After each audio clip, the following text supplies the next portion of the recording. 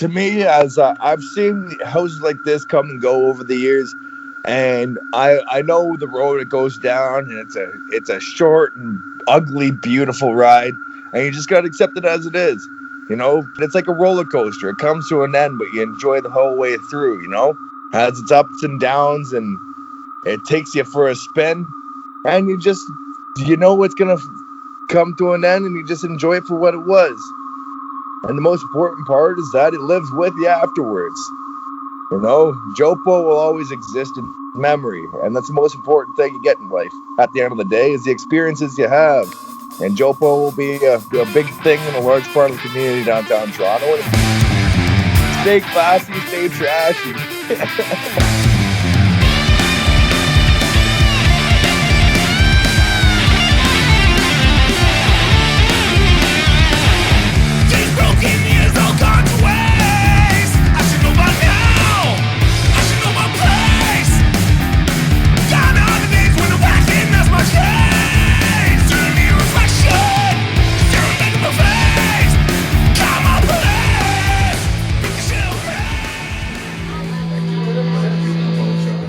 Good.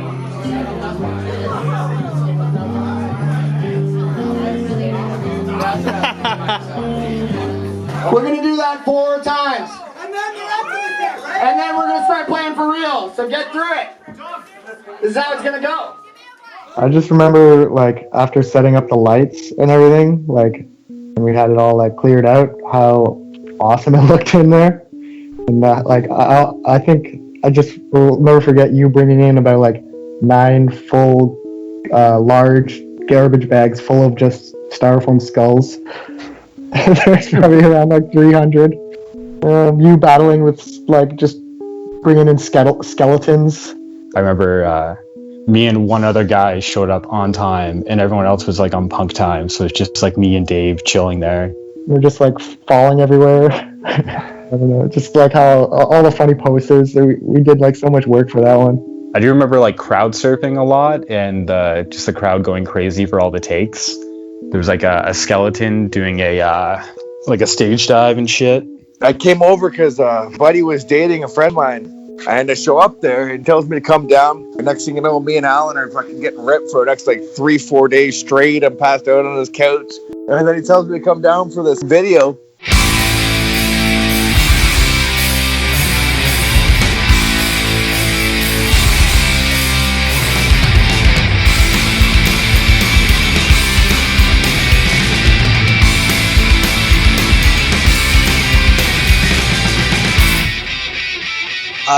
So that night was hilarious because I remember him talking about the PA system. I remember him being so happy about everything. And I already knew off the hop after coming and partying with him that it was going to turn into, this is going to be a thing. And next thing you know is every week there's the next show. And I pretty much lived on the bloody love seat there for God knows.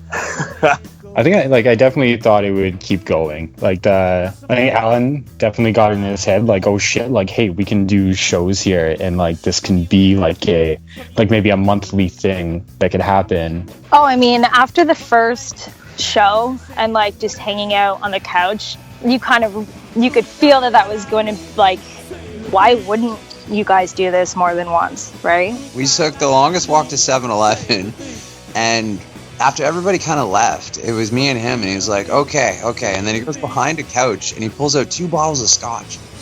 And he's like, all right, do you want, like, the 12-year, or do you want the 10-year-old scotch? I was like, oh, God. We were mixing it with something terrible. It was, like, Zero Gatorade or something.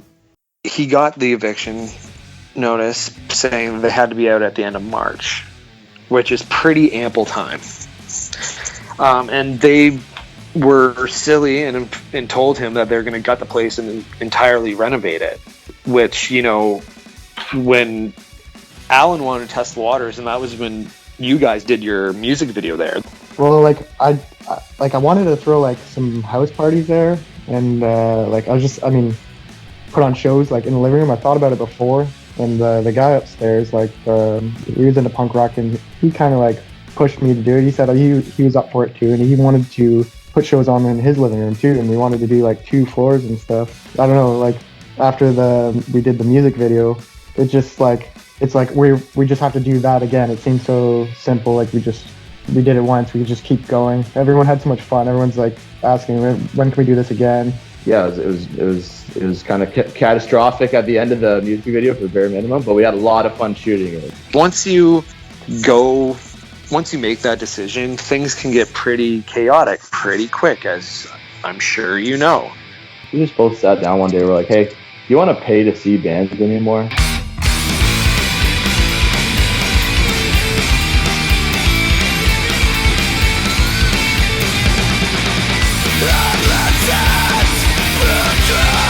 There was such an absurd amount of energy. I remember Caustic Lime doing some great covers. Actually, I barely remember playing. I don't know. Alan fucking like sprinted into the crowd while he was playing, and that just like energy spiked up right from there. That was, you know, super fucking exciting to But I couldn't get over how good it sounded in that little alcove dining room. Everybody was just going nuts, and we hammered the set out. Took a mic to the face that night too. Those are the things that stuck out about that set. But it was a lot of fun, man. Still, like, just having the whole energy of that whole night, and then like seeing all the other bands and everything, just hanging out with all the other people, and then, you know, getting to share your spin on music. And no one was being invited. Like, there was no bros there. There was nothing like that. It was all friends, and like everyone knows everyone. There's like, you go to like another, like a punk venue or something in Toronto, you have random people coming in off the streets that just want to be there to kind of say they were there, or like to be edgy. Like, everyone was there for the music and the community.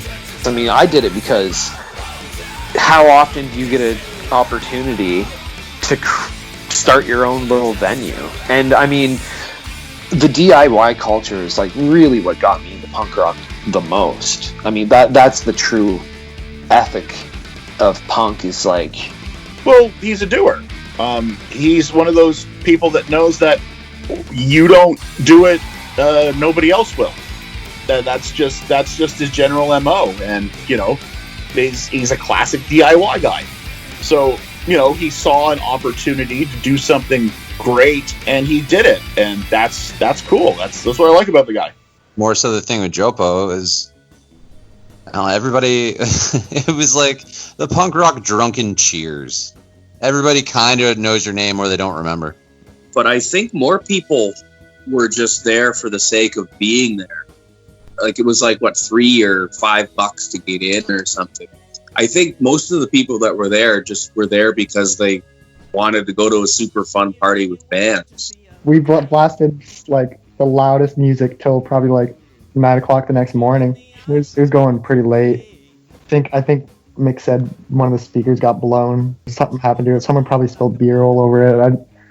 For some reason, I didn't even think like anything bad would happen. It was, yeah.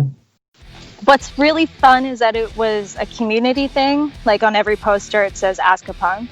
When you get there, all of your friends are there. Not only because it's going to be a good show, but it's DIY. And again, you know these people. It's chill, it's comfortable. And normally it was also like pay what you can. And a lot of us, including myself, was like nickel and diming at the time.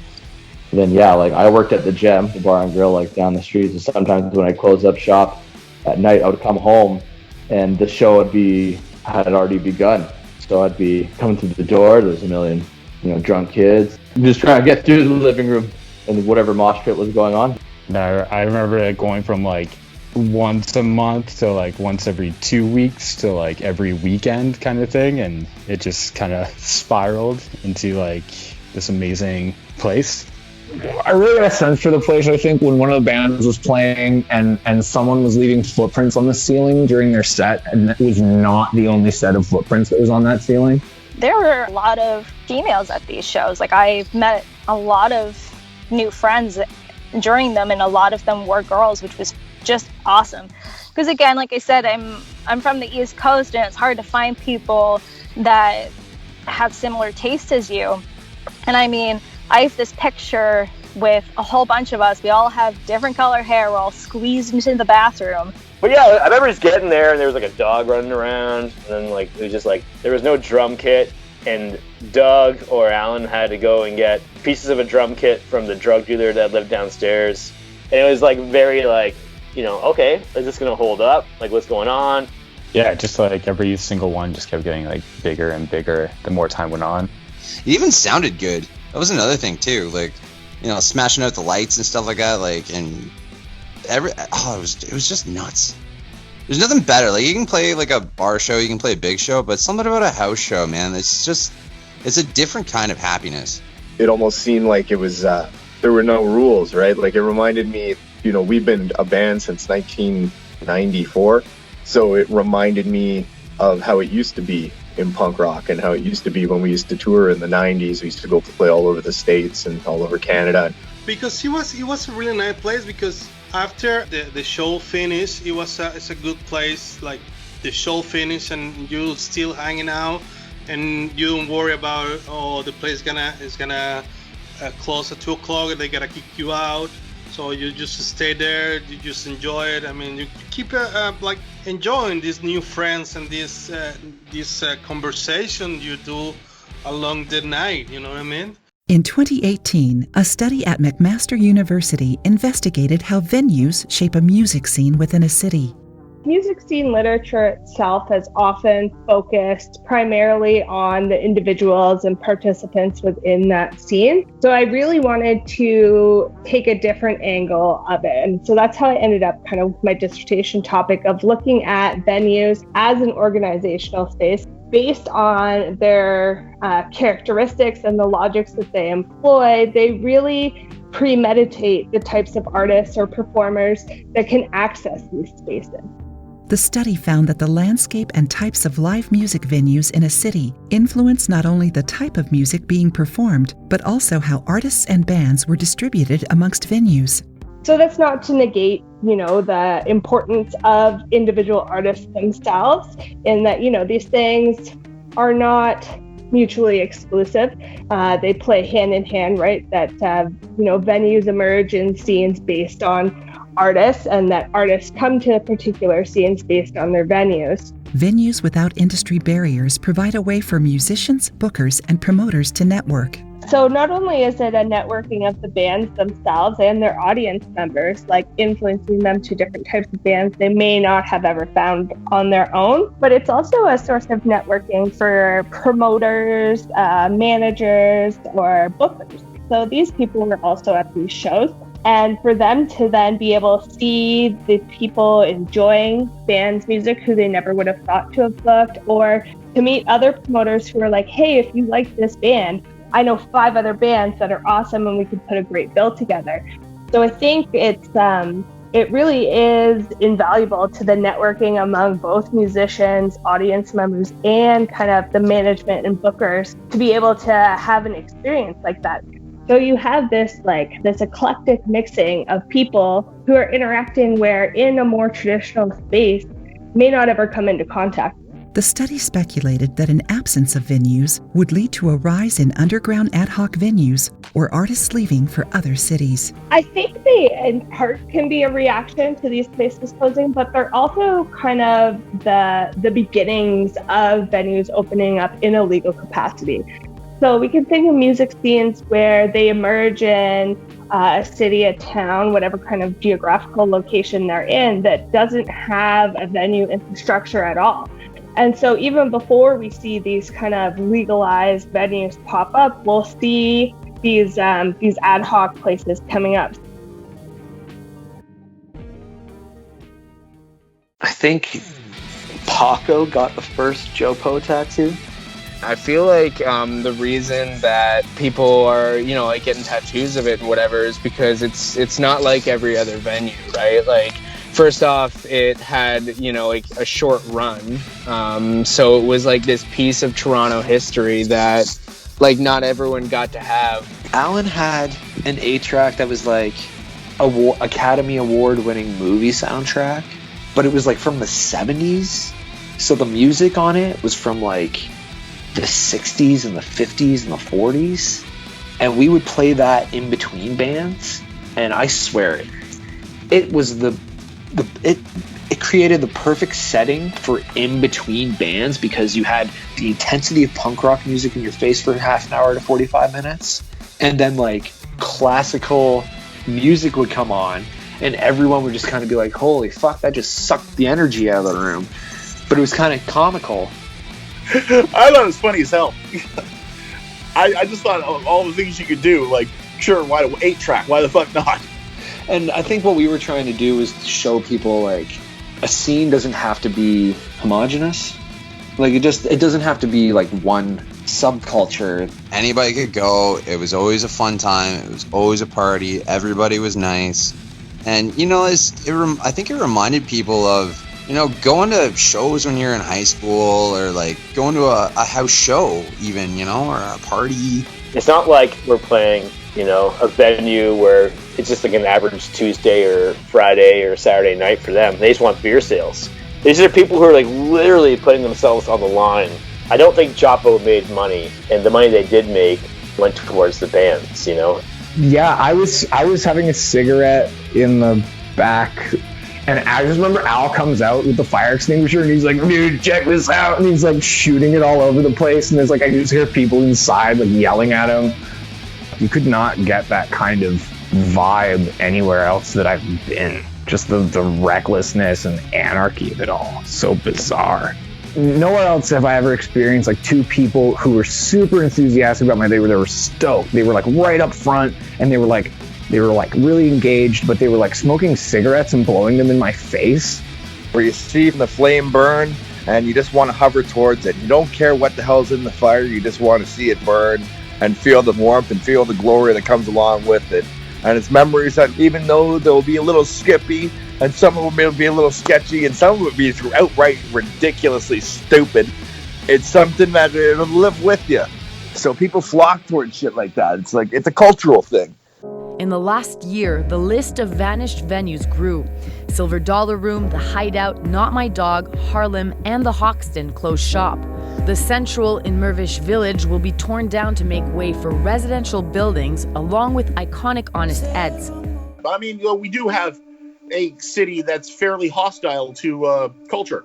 So it's a mixture of basically greed, an extremely blind greed, because the condo boom is over. So, I mean, news just came down the other day that, you know, like Sneaky D's is in danger of getting thrown out. So, I mean, why are you still building condos? They have like 60% occupancy. Sell the other 40%, then start worrying about building new ones. And you have a city that has like, you know, like, why don't we have any tourism? Well, maybe you should give tourists a fucking reason to come to Toronto. Because, you know, they're not coming here for the fucking Starbuckses. Let's look at zoning. Where can you have certain businesses? Could you have music clubs in employment areas that typically they weren't allowed into before? Does the zoning rules right now almost encourage condo development that kicks out locally owned businesses, music or otherwise? You know, it's tricky because a lot of these scenes that we know and that we love begin to develop in kind of these lower income areas, because it's areas where they can afford to rent spaces and to start a business, right? As soon as it catches wind that these are profitable areas and lots of people are going there and people are moving there to be closer to the things they like, is when, you know, the city starts zoning for condos and starts allowing big box stores to come in, and it really just decimates the culture that had been built there. I definitely think it's got to come from a grassroots place, like in terms of like that, like diversity of location. I just, I'm pretty high. You know, like playing into like Toronto's such a big city, for example, right? And like I play multiple shows a month there on regularly, and it's usually the same like 3 or 4 buildings. Like, there's no reason that there wouldn't be more art spaces and more DIY spaces that you can, like, do things in, other than, like, bizarre zoning that tries to keep art spaces out of places people live because people don't want noise. Should there be tax credits or different tax assessments for arts and cultural venues like music? Well, Ireland, Switzerland, Spain, Scandinavia, I'll have this where they have like a different tax structure if you're contributing to local culture. Hell, fucking, if you're an artist in Ireland, you don't have to pay income tax. That's why you two never moved to LA. So the ghost ship fire happened in Oakland, right? December 2nd, 2016. A fire breaks out in a massive DIY space in Oakland, California. 36 people die. It would kind of send out alerts amongst the North American DIY community. It's like, holy crap, this is awful. Shortly after, online trolls from the ultra-right-wing message board 4chan start a crusade against DIYs, which they describe as open cesspools of radicalism and liberal degeneration. They compile a list of DIYs and report them to authorities. And at some point, a lone GTA participant offered up soy bomb. He's like, oh, there's one of these places in my city too. But then, early January, 8:30, 9:30 in the morning, fire inspectors at her door. The Toronto Fire Department orders the closure of Soy Bomb, a well-known Toronto DIY. The venue does not comply with fire safety standards and zoning laws. Shortly afterwards, Double Land in Kensington Market suffers the same fate, even though they had safety measures in place. I mean, yes, safety is great, and I believe, we should always have patrons' best interests at heart.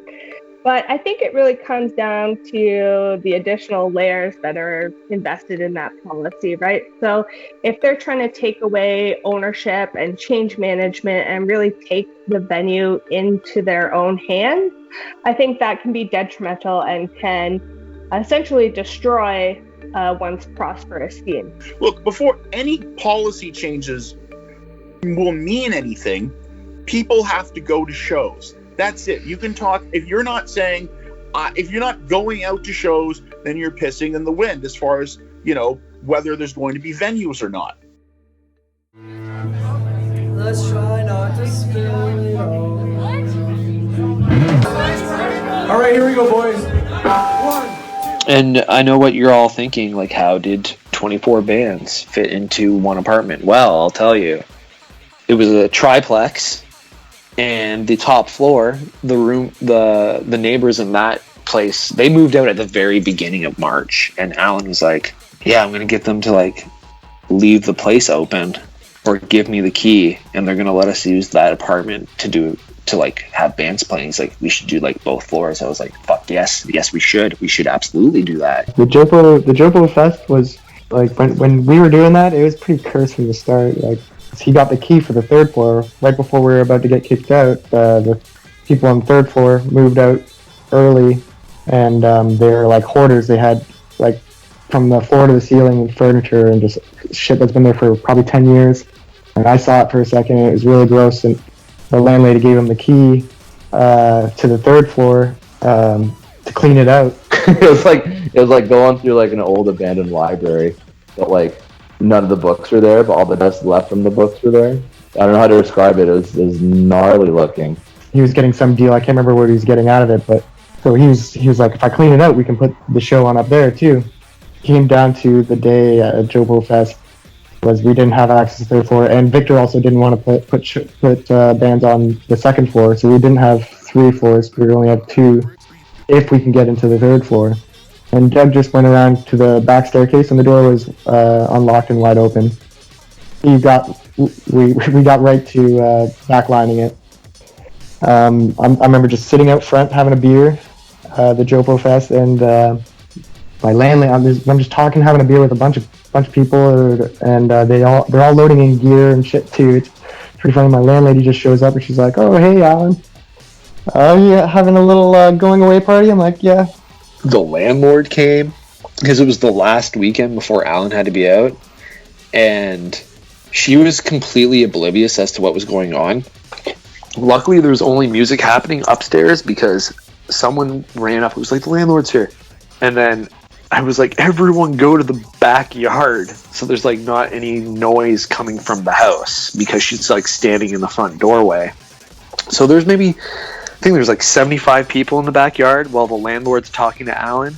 And she's like, "Okay, that's good." She's like, "I'm just here. I just gotta do some stuff." And I was like, "Oh shit!" If she goes to look on that third floor and sees a drum set and amp and PA and shit, there's Actually, there was people up there, and I went right to Doug, and I was like, she might go check the third floor. Doug, run to the back, upstairs to the third floor, and get everybody out, because I think there's a shitload of people already up there. And I follow the landlady. She literally goes up to the third floor with her keys, and she's going to unlock the door, and it was like right out of a movie, where she puts the keys in, and she's like, I can't find what key it is. And I'm just sweating, like, oh my god, Doug, I hope you're getting people out of there. Like, there's nothing, there's a bunch of equipment in there, I don't know what I'm gonna do, and I'm just, yeah, she opens it up, and there's a whole bunch of gear in there, and she's just like, huh. And then just closes the door, locks it, and she's like, okay. She's like, have fun with your party. A band would start, and then halfway through that band set, another band would start. And then halfway through that band set, the other band's set would be finished. So it was just kind of like a cycle of music happening constantly. So my model of a show that's one, you know, no one has to miss anything, that was gone now. So basically now I'm throwing a real music festival where bands are playing everywhere.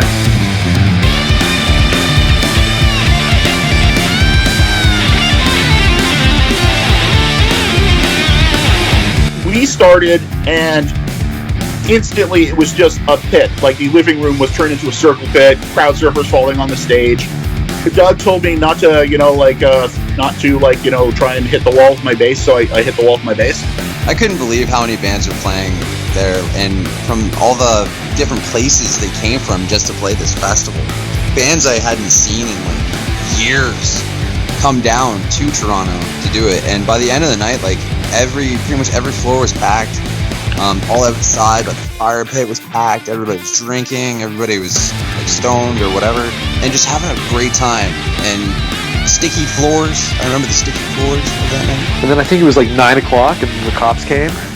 And I remember the cops asking everyone, like, who lives here? Whose house is this? And everyone saying the same thing. Like, I have no idea. I'm just here for the party. I heard there was a party here. I don't know what's going on. And I remember coming out and being like, is everything all right? And they're like, is this your place? I'm like, no, I'm just like helping one of the bands. Why? And they're like, I'll never forget this one cop looking me in the face, and she's like, yeah, if you don't mind, if you guys could just like, turn it off. And I thought she was going to say turn it down, but she just looked me straight in the eye and said, turn it off. And I'm like, oh, all right. So I walk back in, have the band on the main floor stop, because there's no band playing upstairs. They're getting ready to play. Run upstairs, tell them, hold off. Run back downstairs, wait 10-15 minutes for the cops to go away, and then we start it up again. I know this is one of those things. Like, I once saw Protest the Hero play in a basement in Oshawa, and I saw In Flames at the Cathedral. I have all these little stories about the times that I saw these bands who became huge playing, and I'm pretty sure, seeing the Anti-Queens play in a fucking squat's gonna be one of those stories. Someone took a shit in the bathtub. We didn't discover it until later that night. People were posting about it online. Of course, like, everyone's like making posts like rest in peace Joppo House, and then someone commenting me like, that fucking shit was crazy, like someone shit in the bathtub.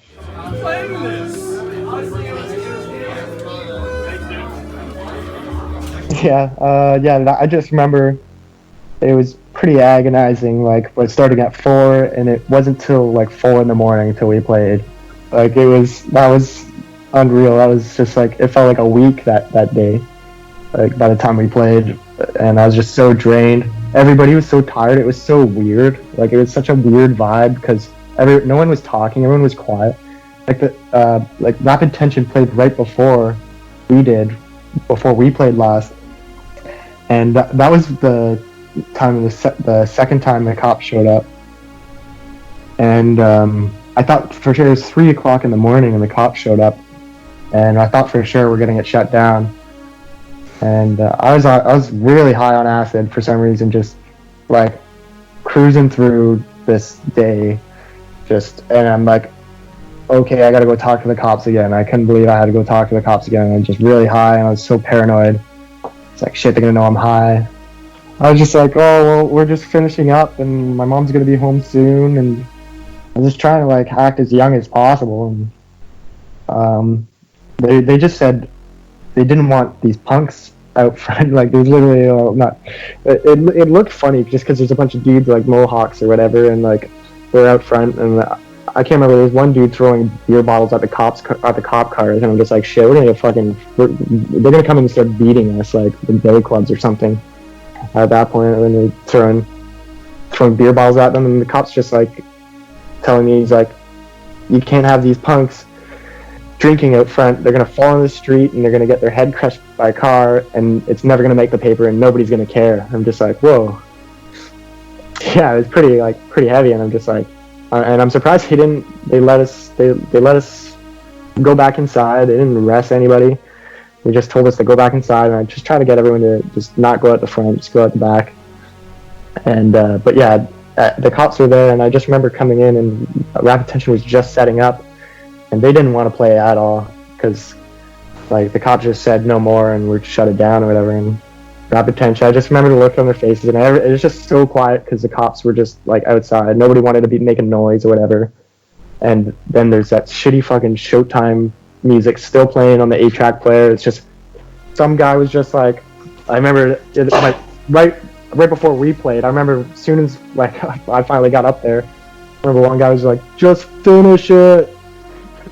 People were looking like green and white and pale, and they're so sweaty, like they've just been sweaty and drunk drunk and sober 3 times probably over the whole day. And some people made it right from 4 till 4. And I just remember Rapid Tension was just like, I remember like those guys, I can't believe they got up there and just nailed it and ripped it at that time after all that, because I know that they were partying like mosh pitting, and just we were crowd members for the whole day, and then they got to play at 3 a.m. being wiped. But it was amazing, yeah. And then we had to go on, and I just remember Chris was like, hey, there's no snare stand. I'm like, oh, fuck. You sent me a video of us playing that night. There's just like video. I remember Chris was like, I don't have a snare stand. I'm just like, you good? And then we just started playing. And he's just fucking holding it between his knees, and I'm just like, oh shit. It started off on like an off note or like an off beat, and we were just trying to recover to get up there in jumpsuits when it's not even funny anymore at that point. Like it was such a good idea at the time. Like we're matching red jumpsuits, and just nobody even cares at that point. Just like the guy's just like, just finish it. Like fucking put all his work into it, and yeah, as is. I remember the ending of it. I'm pretty sure they were like more songs, and we're like, holy shit, no. Yeah, they wanted to go home. Yeah. I think I yelled at them or something. I don't remember. Yeah. No, you're like, I remember there's a video, and you're just like, go home, go home, go to your home. There's a moment in that video where the microphone that you're using completely disappears, and nobody grabs it. It literally is just on the stand there in sight, and it's just gone. I remember trying to like rewinding it, like, where did it go? How did it was there and then it's gone? Toronto rent prices have hit a new high. The average apartment now going for $2,500 a month. It is a number that is hard to digest for many of the students here on Ryerson's campus who are already struggling to make ends meet. And the new data from Urban Nation also unexpected to the researchers behind it. Couldn't believe how nice the house was and how nice the neighborhood it was in was. Wow, this isn't going to last. Might as well enjoy this while it's happening. Those duplexes or twoplexes or whatever it was, or triplex, the thing is, I guess those were built in probably the 60s or the early 70s or so. But that's not a cheap neighborhood. Like anything close to Casa Loma, as far as we knew, was always pretty expensive. With rent only rising, some wonder if Toronto is becoming a playground for the rich. Next, we go inside one household where, just to make ends meet, one woman sleeps in the kitchen. They're gonna kick me out of my home. Like I couldn't find a place in time like to really like that I could afford like what I was paying. I was like, if you're gonna take it from me, I'm gonna burn it down first. That was just my mentality. But like not really. Like I didn't want people to come in and just start like, it wasn't an eviction parties or anything like that. Till there's like I don't know, the shows were doing pretty good. people were like shitting inside fucking couches and stuff. So basically, people are garbage and they'll ruin anything. So if you could ever have usually something as wonderful as Joppo House only lasts about a year, if we're lucky. I was living in a pile of garbage. It's funny. I'm literally like living in a pile of garbage, and there's just good-looking people all in my room and stuff, and they don't see a problem with this at all. This blog post from one landlord says, while he tells potential tenants it's not a requirement, he writes, I informed the applicants that I have other tenants renting my places who have volunteered to offer 6 months or 1 or 2 years of rent up front. This is somebody's like space that they live in, right? Like they open their doors to, other like-minded people who just want to have a good time. And it's just, I don't know, it's just a way more organic, kind of intimate setting. Yeah, just something different about a home. A new shockwave in Toronto's rental market. Tenants at 2 West End condos were told their rents were going to increase by 100% from $1,650 to $3,300 a month. I think people knew that it wasn't going to last, so that we should enjoy it all in the best way possible. I remember the day I had to move out, I didn't contact anyone really to help me out. I kind of just sat there in my own pity, or just fucking wallowed or whatever. And Mark, who used to live with me, remember that day he helped me grab whatever was on top of the garbage or anything we could see. I just grabbed some guitars and grabbed a couple things, brought it over to his house. And I remember my parents, I asked them if they could come help me grab some shit from my place. And my mom's just freaked right out when she came in. There's literally a layer of beer cans all over the floor.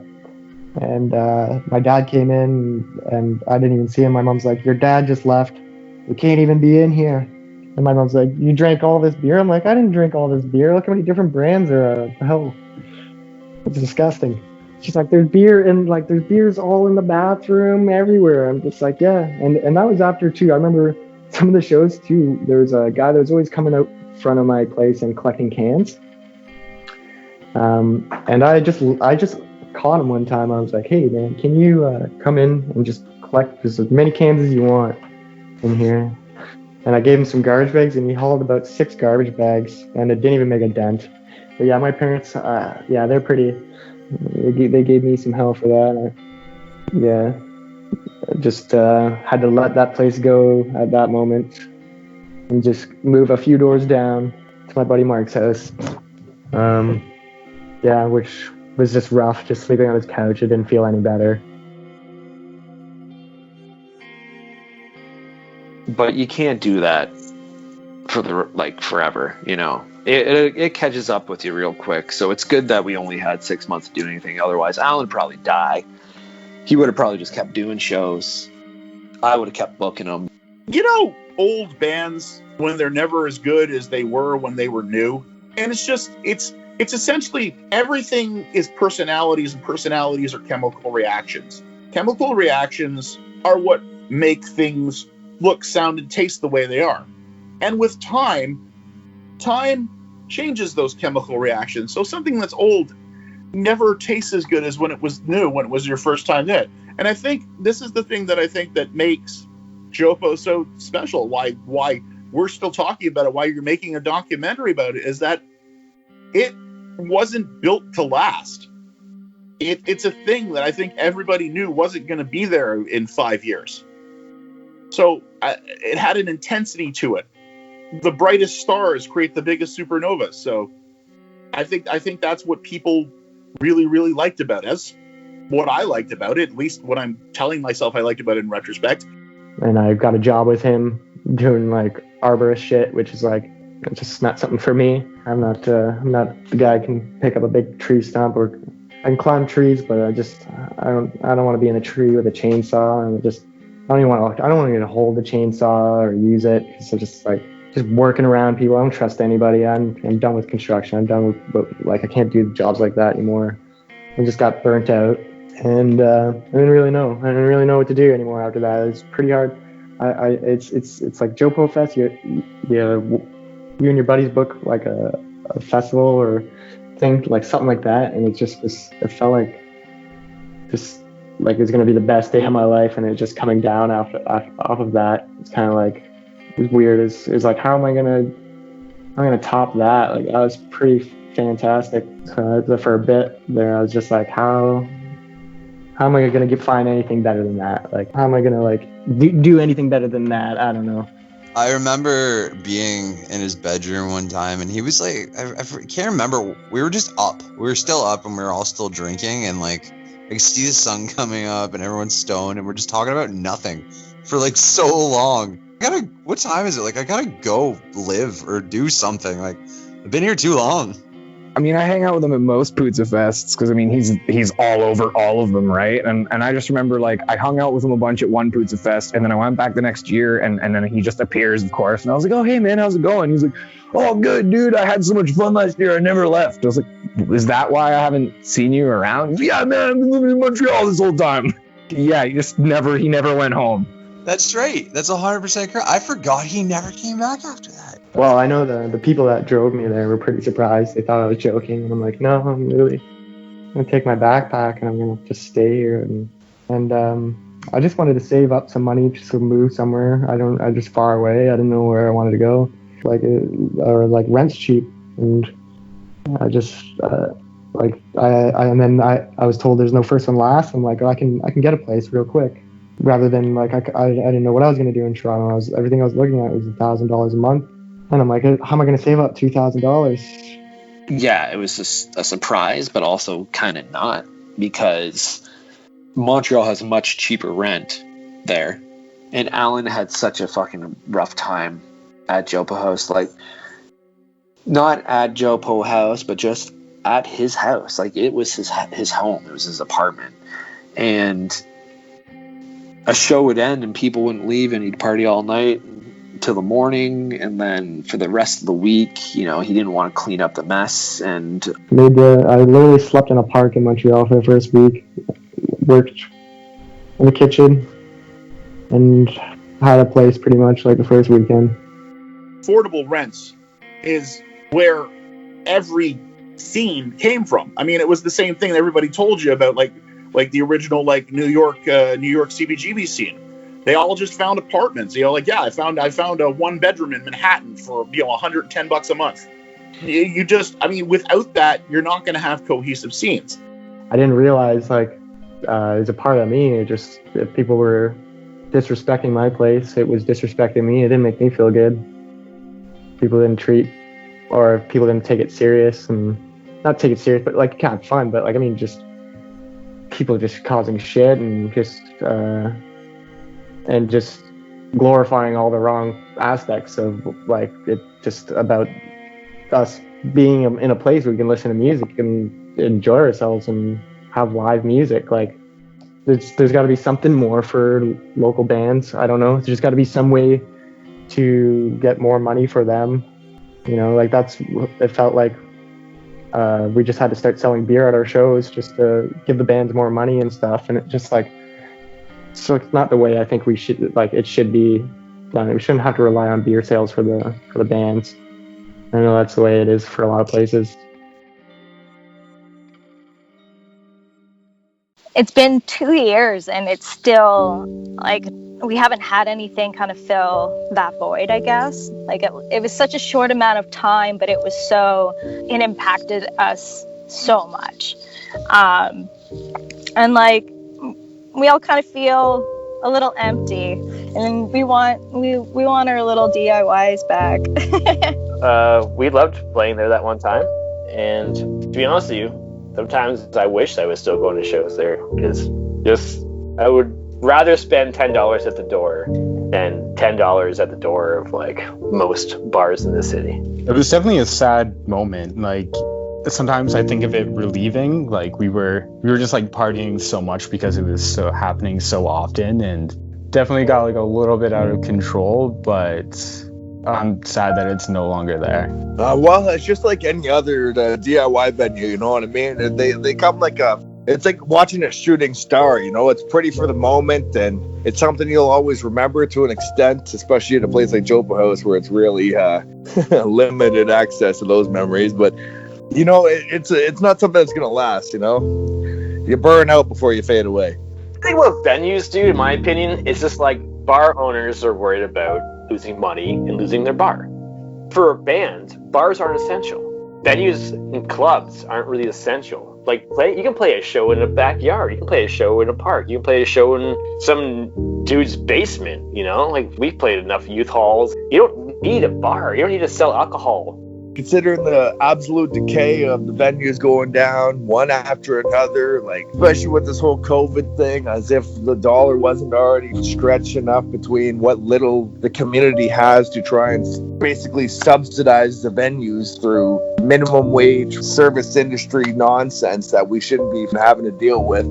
Things like DIY venues need to be more prevalent. This whole post-COVID music scene and what it's going to be like, and what shape it's going to take if we're never going to be like inside, at least not in the same capacity that we're used to.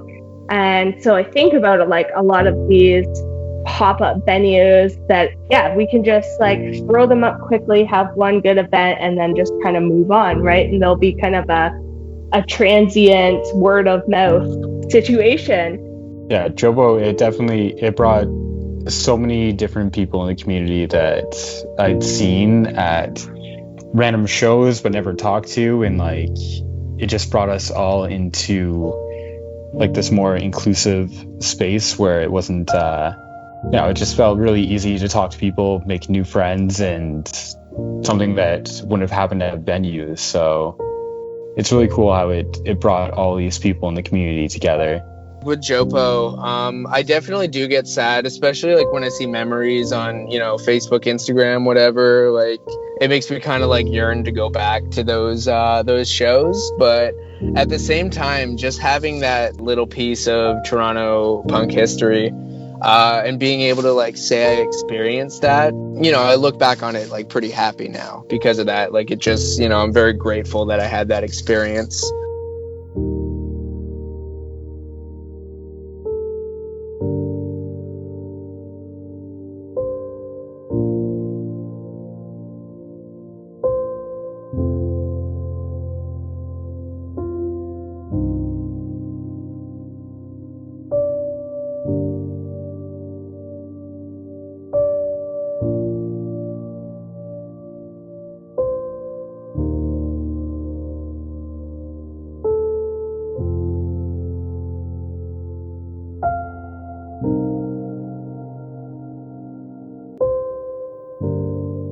And just glorifying all the wrong aspects of like it, just about us being in a place where we can listen to music and enjoy ourselves and have live music. Like, I'm surprised it never turned into just us. Just like I would have rather that just everyone just coming over and jamming whenever they want would have been cool. Would have been like something I could just come into the living room when someone's jamming.